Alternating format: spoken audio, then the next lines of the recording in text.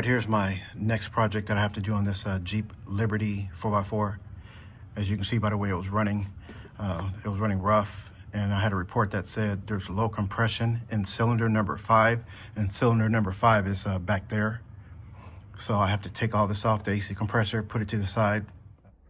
All right, still doing the tear down on this Jeep Liberty 4x4.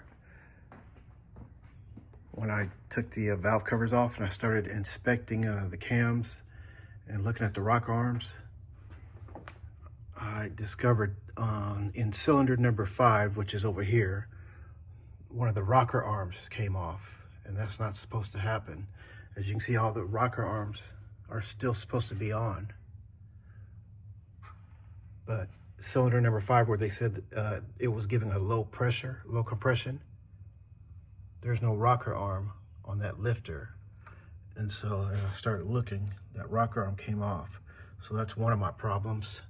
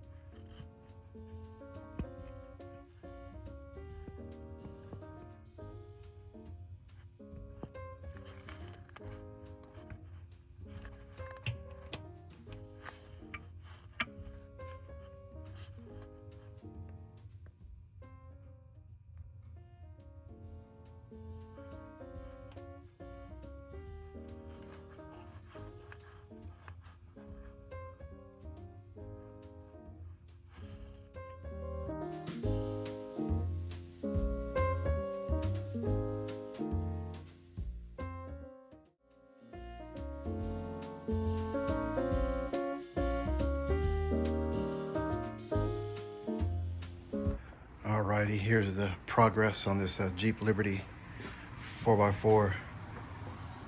I have the driver's side cylinder head off. It was kind of tight getting to those exhaust stud bolts. And I have to pull the timing chain off. It's about ready to go. And I'll show you what the cylinder head looks like. I think I found out my problem. All right, let's look at this cylinder. All right, that's the driver's side cylinder head.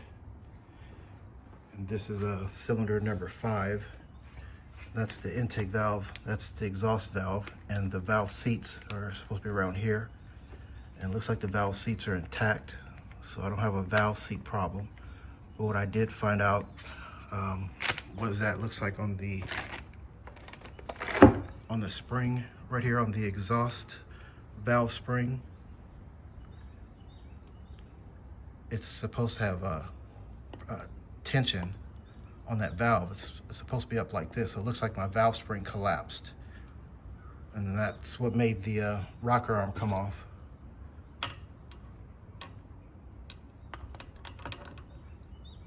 And it's supposed to be on like that. Yeah, there's supposed to be a bunch of pressure being applied by that spring. It's supposed to be up higher. So yeah, doing that, you're not supposed to be able to do that because that valve is supposed to be expanded and pressing up on that valve at all times. So it looks like my valve spring collapsed. So I think that was my problem. So I went ahead and bought a new valve spring, so I don't have to mess with any of the other valves. So yeah, I'll just replace that valve spring. Those are the keepers. You press that valve, compress it, take the keepers out, which will allow that valve to drop, and then you put the new spring on, the valve spring, exhaust, and then I should be ready to go, put it back together. But yeah, that was my problem, a collapsed valve exhaust valve spring.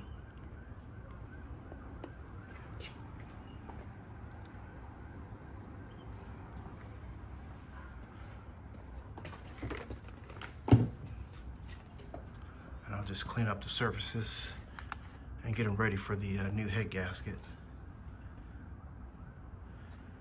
So yeah, she should be ready to go in a couple of days, a few days. All right, let's get to it. Out.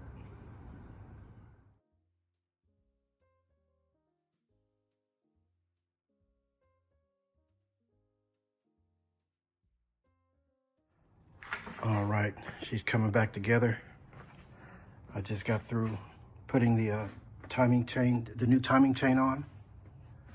Before I put that on, let's see, I put the cylinder head back on, and back there, the exhaust manifold, had to put that back on.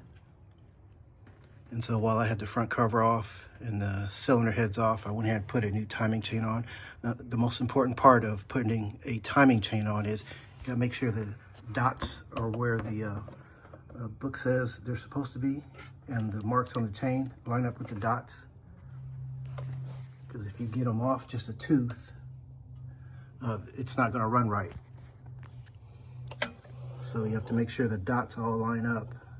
Those two dots, and there's a dot back there in the rear that you have to line up back there, and a dot under here that you have to line up. And so hopefully I got it right. I don't know, in the next day or so, once I get it all put back together. I just got to do the intake, the front cover, clean off some of the surfaces first before I put the valve covers on. Clean off that front surface before I put the front cover on, and put some bolts in there. And yeah, she should be ready to go in a little bit. A couple more days. But yeah, new timing chain. I fixed the spring that was collapsed, the exhaust valve spring. I fixed that. So that's tight. It was back there. Yeah, I had to take the cams off and put the new spring on with a tool, special tool. But yeah, that went along without a problem. So yeah, just putting it back together now. All right, yeah, I saved a little bit of change, about $4 grand. Doing it that DIY. All right, thanks for watching. Out.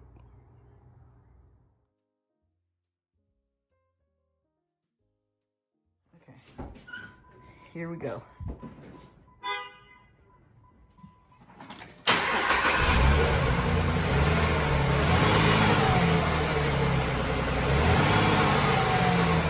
Yep, there she purrs.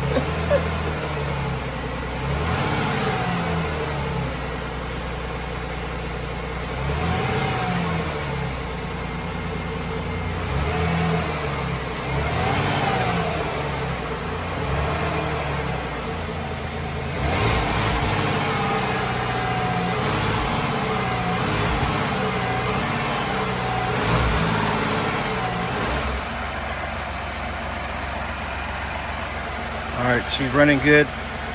That smoke is just from the oil and the spray for the, what is that, penetrating oil. So let that burn off. That'll burn off probably in a few hours. I just gotta leave the radiator cap open and the overflow to let it burp, get the air out of the system in the radiator. So yeah, you let it run. There's air trapped in the motor. So to get that air out so it won't overheat, leave the radiator cap open and overflow open and let it run till it heats up and let the air bubbles out.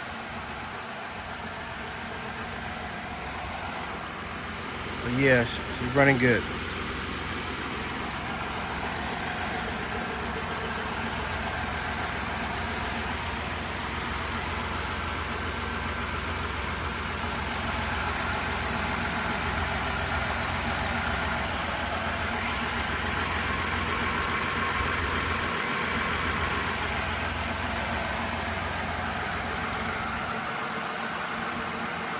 All right.